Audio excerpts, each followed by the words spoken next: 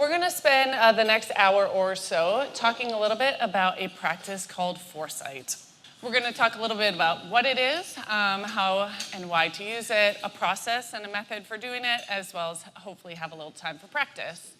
So just a quick gauge of the room. Have any of you heard of it, done it, and know anything about Foresight or futures planning? Sweet. MJ. All right. So good. Hopefully this isn't repeat for folks. So for some background, another fun term of the day. We are living in a VUCA world. So if you're not familiar with the lovely term VUCA, it stands for volatile, uncertain, complex, and ambiguous. And it's really just a quick way of saying the world is changing. It's changing fast. It's changing in unexpected ways. And we have to be okay not knowing exactly what's going to come next. So challenging, highly variable, and can be terribly exciting, right, if you're prepared. But let's be real. This is what we do. We make plans. They start on the left. They go to the right. They're almost always in a straight line. And we love that. We feel good about that, and that's great. But then this is reality. Unexpected twists, turns, things we have to pivot, make quick decisions, make adjustments on the fly. This is the world in which we live. But you certainly can't just not plan. And you can't just say, well, we'll see what happens when we get there. You need to do something, which is where Foresight comes in. So Foresight, or another way to think of it is future study, is the exploration of possible futures, the idea that there might be many options of what's to come. And they're not predictable, but you can look at the options, look at the possibilities, and then regardless of what happens, you will be better prepared. You've already thought about this. You've already considered it as an option, and you already have, things you can go to versus, oh my gosh, there's a left turn. What are we going to do now, The one thing to keep in mind as we talk through all of this is it's not about conclusions. It's about provocations. It's about pursuing the thoughts and the thinking around it and not reaching an end. Again, so we're exploring, we're not reaching answers. Again, it's the future. We don't know what's going to happen anyway. So again, why do it? Freeing up your thinking beyond the here and now.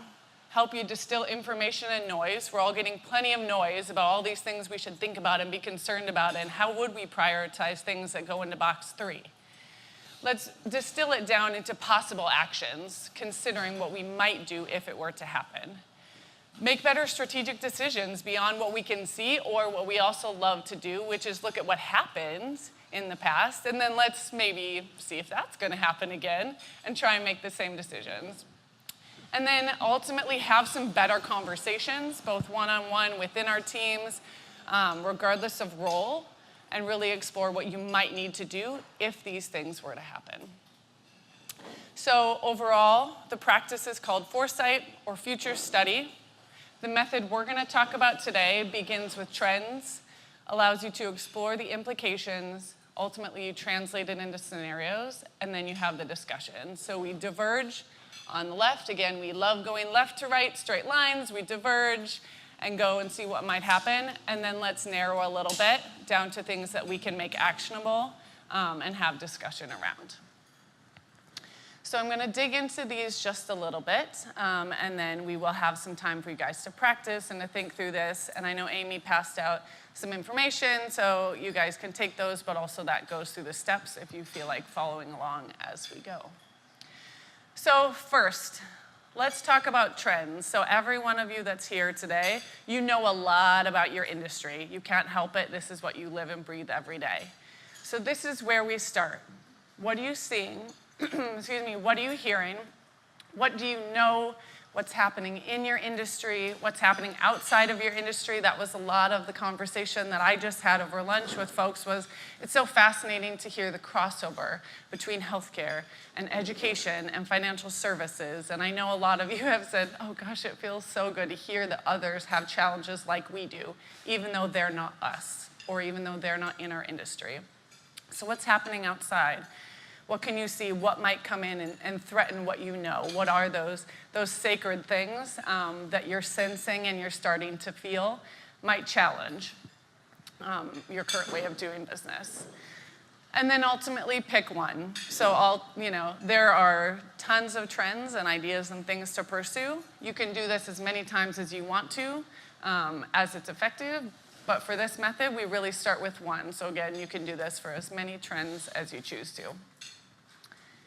Then, and this is a really key element of this, is explore the implications of that trend.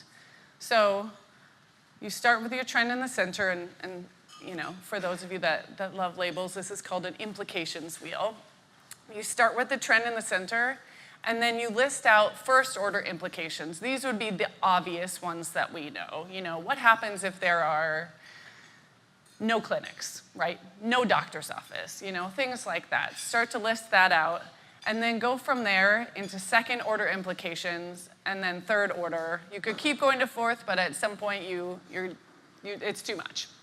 So my recommendation, first order, let's get those obvious things out there, then let's build on that. So really thinking about, if X is true, then what? And if that's true, then what? And if that happened, what happens then?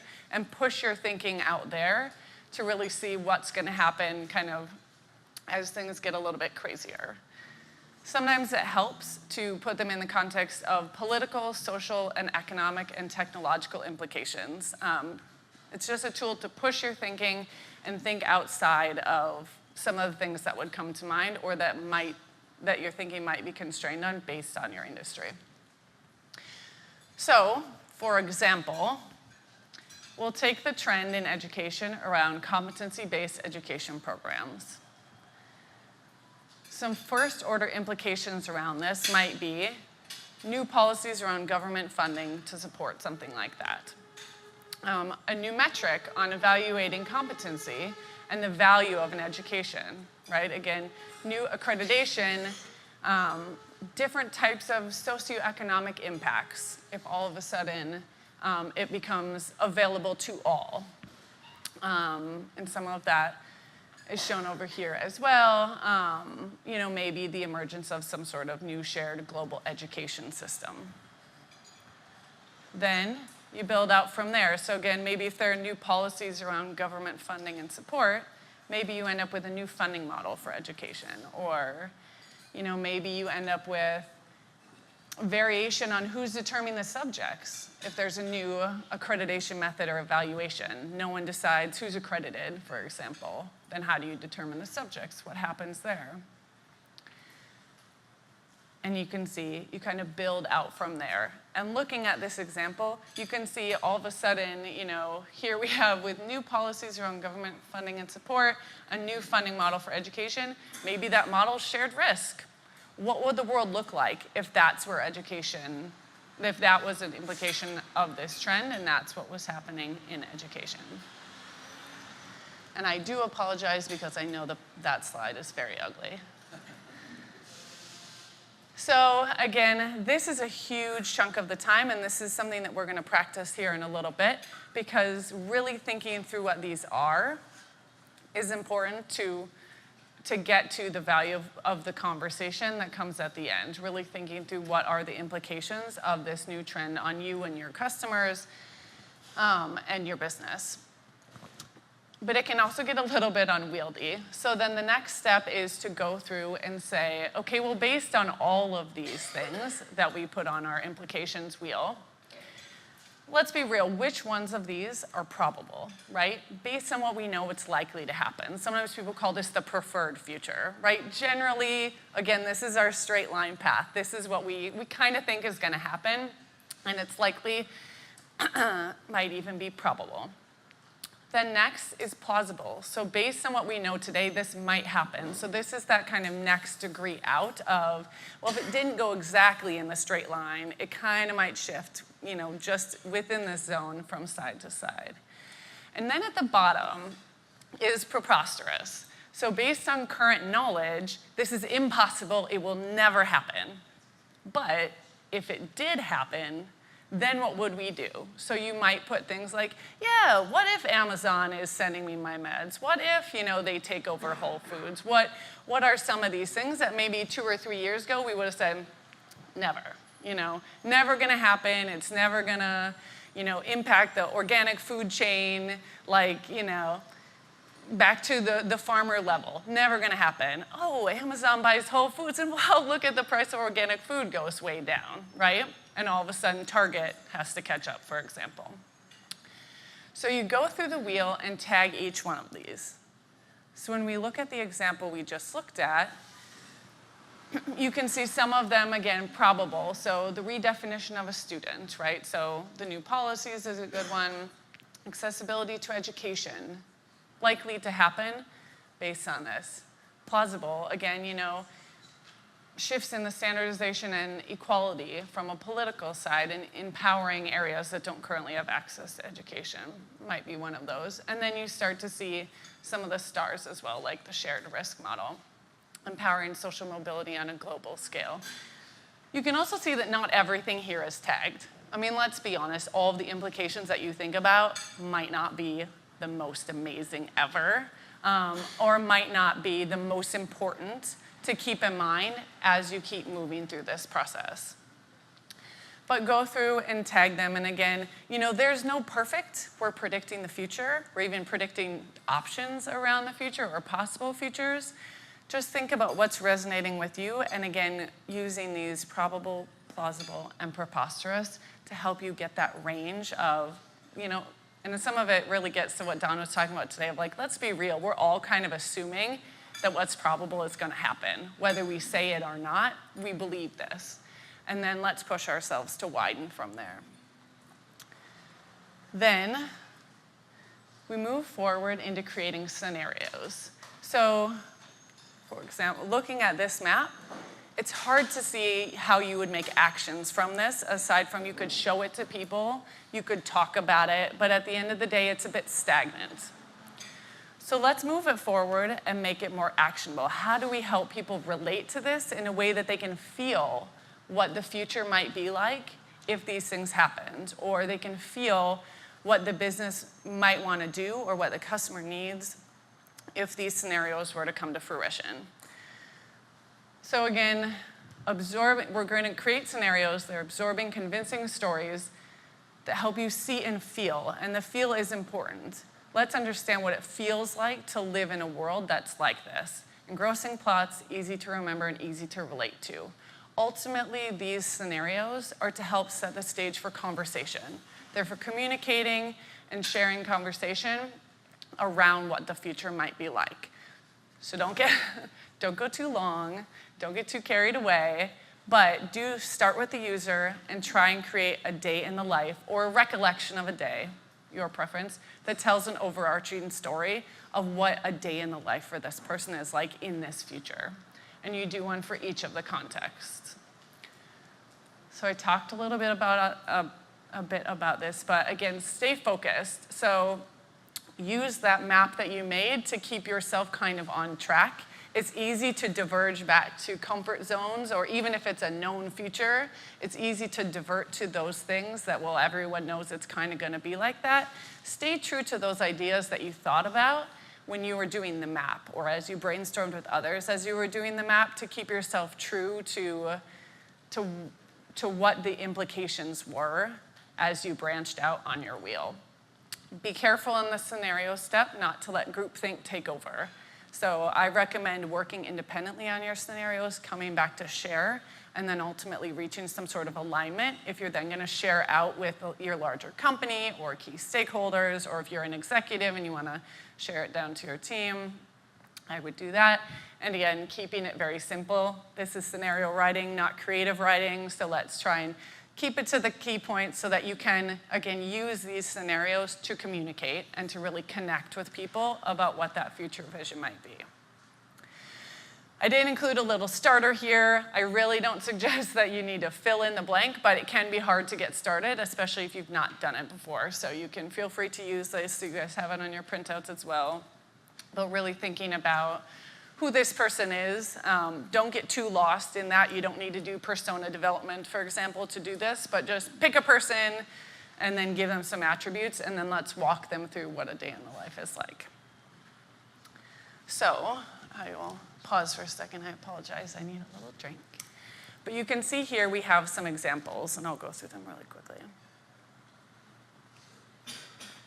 So in the example of our competency-based education program, in the plausible world, Jen is 20 years old. On a typical day, she gets up, gets ready, and heads to either work or school. She embodies a new definition of a student, splitting her time between work and school as she continues to master her skills and broaden her horizons. As she acquires new skills and competencies, she can take them anywhere. They're portable across learning institutions and employers. She owns her credentials, and they're always accessible to her. When needed, she simply just shares them with her school and her employers. Because of this new definition of a student, education has become available to more demographics than it was previously. People of all ages and backgrounds now have equal access to education. Technology advancements have made attending school from anywhere easy, although Jen chooses to attend in person when she can. She can attend anywhere in the world without missing a beat. Employers pay the cost of Jen's education, meaning she doesn't have any student loans. Because employers cover the cost, there's a new relationship between government, students, and employers around education. Employers have more control over topics, competencies, class structure, and method, and the government no longer subsidizes students or institutions. This has opened up the education market to be more global versus local or country specific.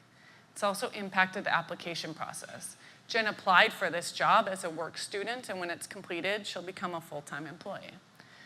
Jen appreciates the opportunities available to her, although it can occasionally be overwhelming, and she utilizes resources through her employer and her school to help guide her personal education path. So in that example, you can see some of the other shifts that you could then take from this. So what is happening when she doesn't have student loans? How is her life impacted by that? If I was in education, what role do I want to play in this if I maybe have less control now than I did previously, or employers are taking a stronger thing? Do I now, if I'm an educator, work for an employer only? Are there no education institutions, for example? So again, probable, likely to happen. Plausible, this could happen. So John, he's 42, and he came from a family where he didn't have a lot of opportunity. He hasn't always valued education, but as he's gotten older, he's begun to seek out new knowledge. His education experience is tailored to fit his unique needs. He seeks the learning he wants from the educators he wants when he wants it. John is specifically interested in hyperlocal programs that meet him where he is. He enjoys the community element of education that takes his location into account. He also enjoys that school is no longer the traditional four-year program it once was, and now age and social demographic agnostic. He didn't always think it was an option for him, but new approaches to financing have allowed him to fund his education with little impact to day-to-day or long-term financial picture. John feels empowered by his new education. He feels in control of his future and what his future might hold, and no longer feels ostracized by a predefined system for ongoing learning. He also feels his new education will even out the social playing field between him and others that had more education, and he feels really good about that. So again, really bringing in that emotional element as well, that you can start to see him as a person living in this new world. It makes it a little more real than when you just say, well, these things could happen. We're now talking about John and his day. And then preposterous. So again, impossible, it won't happen, but if it did, it would be a big deal, and many people might be caught flat-footed. So Amy is a student of the world. Once she was able to show competency in the basics, she was able to head out into the global world and find her way. She isn't bound by a permanent location, job, or school. She has competencies and uses, builds, grows, and evolves them as she chooses. Her own personal output determines her value, and she can use that value to get what she wants and needs. Technology has advanced to support this new world and is able to provide an unbiased, agnostic metric around competency that's accepted worldwide. The strength of this new metric has become a new currency, allowing individuals to trade on their skills in a way that can be globally understood. One way this is realized is via virtual opportunities portal that surfaces opportunities to meet her competencies. She can then pick and choose how and what she wants to do. Power has shifted from governments, employers, or schools to be controlled entirely by individuals. Individuals determine the skills available in the marketplace. They can control their own output and their own pursuit of new competencies. What Amy and others choose and their competency level ultimately drives the direction of the marketplace. So you can see when we look at that example, you can erase employers controlling education and judging the skills, right? You can erase higher education institutions. In that model, Amy is in control. And there are some auto magic elements of technology that would need to come into play there. But you can see how it's both seems crazy, but also if it happened, what would we do? So then the fourth and final step is that discussion. So once you have the scenarios, use them as the start of a discussion. And you can do it within teams, you can do it one-on-one, at all levels of decision making within the company. Really thinking about, yeah, if this turns out to be true, then what should we do? What would we do if that was true? What is the impact to us, to our customers, to some of our secondary customers, if that's true? And then getting to some of the strategic planning elements. What should we think about now, knowing that this might be true? I think this sometimes comes up in technology decisions, infrastructure decisions, even some hiring and organizational decisions. What should we be thinking about? Maybe not deciding now, but let's just have it be part of our conversation if these things might happen. What decisions should we revisit? So what do we want to keep on that list? What else should we be thinking about? How might we think about our business differently based on these scenarios? What kinds of changes do we need to make now to lead to the outcomes that we prefer? There's definitely a judgment when you start looking and saying, yeah, I would really prefer if it turned out this way and not that way. So how can we impact that, or what conversations do we need to be a part of? And then how might we avoid the futures we don't want to see? So one of your possible futures, you might look at it and say, and we're out of business. What do we need to do now so that we don't end up in that future? So we do have some time now to do a little bit of practice kind of with our teams, and the teams or the tables in the center. You guys can either move out, or you do have some paper that you can work on at your table. Before we break for that, are there questions before we jump in? All right, well, we'll give it a stab, see how it goes. We aren't going to get through the whole process today, but we will have a little time to practice. So for the first chunk of time, as a table, start thinking about some trends. And I know we do have a mixture of industries at each table and companies, but go for it, see what's kind of bubbling up for you guys as something that would be worth exploring. Still valid. So people have become this expectation.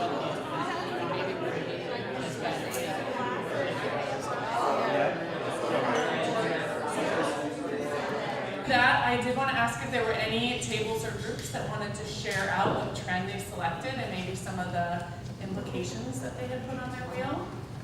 EJ? Yeah, You have totally.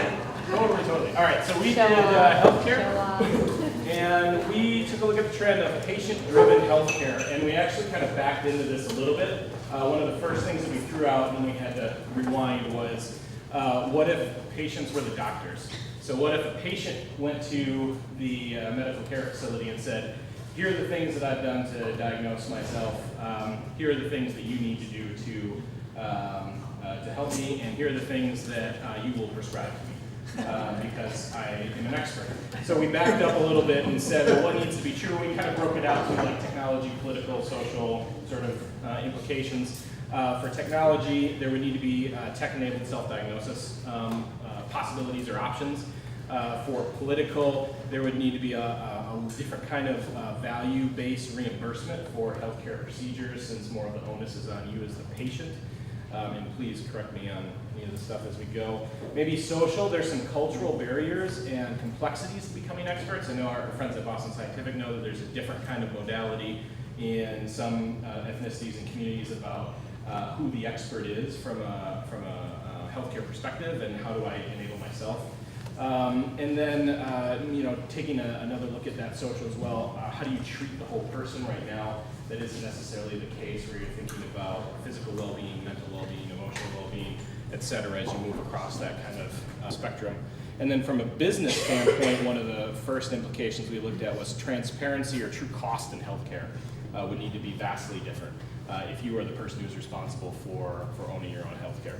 And we kind of spidered out from there, but the whole point was to get to the place where a future that is, did we say it's preposterous or plausible that you are the doctor? I think it's preposterous maybe right now, but a lot of the stuff on the journey there is very probable. You know, like more portable healthcare information, more ways to collaborate with your physician and your healthcare professionals on your treatment. So it may be a preposterous future, but the journey to that preposterous future is very plausible, and in some cases very probable. So that's what we had. Nice job.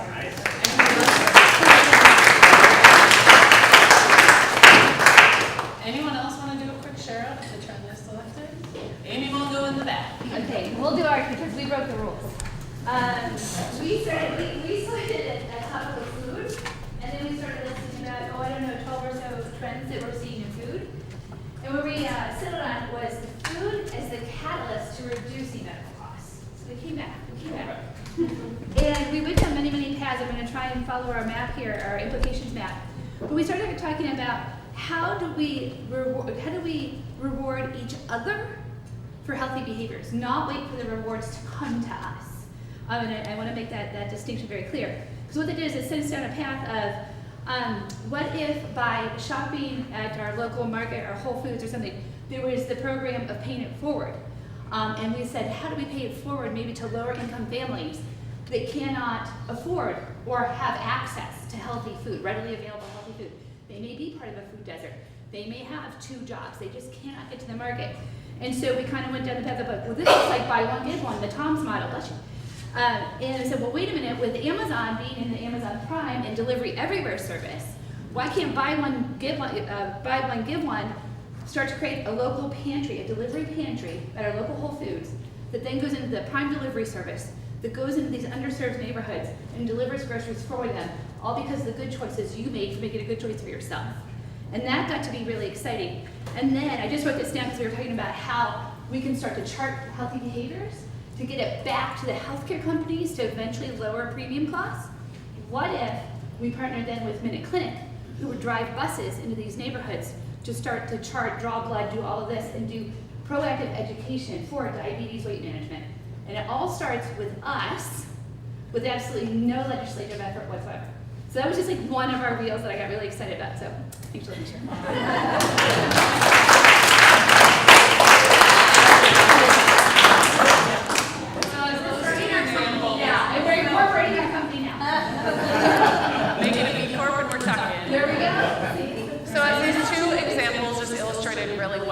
This is where we're at the divergent path, right? So there are many possibilities. You can see how quickly some of these paths start to get, not crazy in a bad way, but just take you different places that you maybe wouldn't have expected or you wouldn't have gotten to if you sat down and said, let's do some strategic planning about the future. You maybe wouldn't have gotten to, we have a local one-to-one pantry in which we can also impact healthcare costs by grocery shopping choices, for example. And then once we have done this and we've really gotten to all of those possibilities, then that's when you begin converging, with really pulling out those ones that resonate in the different categories and then ultimately make them more relatable and narrowing again to the scenarios. So with that, my time is up, but that is Foresight or future study. So again, exploration of possibilities and possible futures so that you can be better prepared. And it really starts with what if.